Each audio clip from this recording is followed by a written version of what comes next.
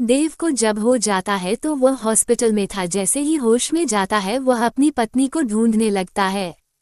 तभी को अपनी पत्नी को ढूंढते ढूंढते दूसरे कमरे में चली जाती है, जहां वह देखती है कि उसके सर अथवा पैर में तो दोपहर में बहुत ज्यादा चोट आई है।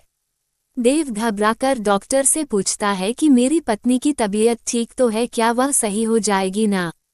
तभी डॉक्टर कहता है कि तुम्हारी पत्नी की पैर की नसों में ज्यादा खून निकलने के कारण पैर को काटना पड़ा है, वह नहीं चल सकती है। इतना सुनते ही शालिनी की आंखों में आंसू आ जाता है और कहता है कि मैं तो आपके ऊपर अब बोझ बन गया हूँ।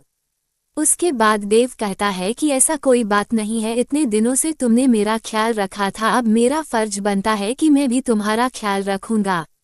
अब दोनों साथ मिलकर अपने घर की तरफ रवाना हुआ।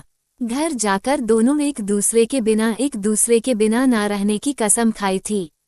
फिर उसके बाद वह अपनी जॉब को छोड़कर घर से ही वर्क टू होम मतलब के वर्क फ्रॉम होम किया करता था। साथ ही घर रहकर अपने पत्नी की मदद तथा उसके देखरेख में उसका मदद किया करता था। इसी तरह एक दिन फिर सूरज देव का दोस्त उसके घर आता है और कहता है कि तुम तो आप घर के काम करने लगे हो, तुम्हें बहुत अच्छा बिजनेसमैन हो, तुम अपनी जिंदगी क्यों बर्बाद कर रहे हो एक लड़के के कारण? तुम अपनी दूसरी शादी कर लो, चाहे तो इसे भी अपने पास ही रखो, लेकिन तुम कंपनी में चलो काम करो।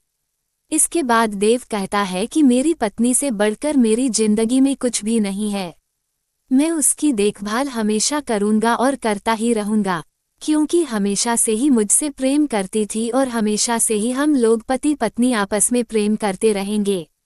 फिर वह अपने दोस्त को कहता है कि तुमने एक बार आया था और मुझसे कहा कि तुम्हारी पत्नी बहुत अच्छी है, तुम बहुत खुशकिस्मत होगी, तुम्हें ऐसी पत्नी मिली है। फिर आज क्या बात है, क्या तुम इस प्रकार के बाद मेरी पत्नी के लिए उपयोग कर रहे हो? आखिरकार जितना दिन उसने मेरी मदद की है, मेरा भी फर्ज बनता है कि मैं उसे जिंदगी भर मदद करता रहूंगा। इतना सुनते ही पीछे से उसकी पत्नी भगवान से प्रार्थना करती रहती है कि भगवान आपने मुझे इतना अच्छा पति दिया है कि मैं इसका शुक्रिया कैसे अदा करूंगी, और वह सदा के लिए एक दूसरे से प्रेम करते रहे।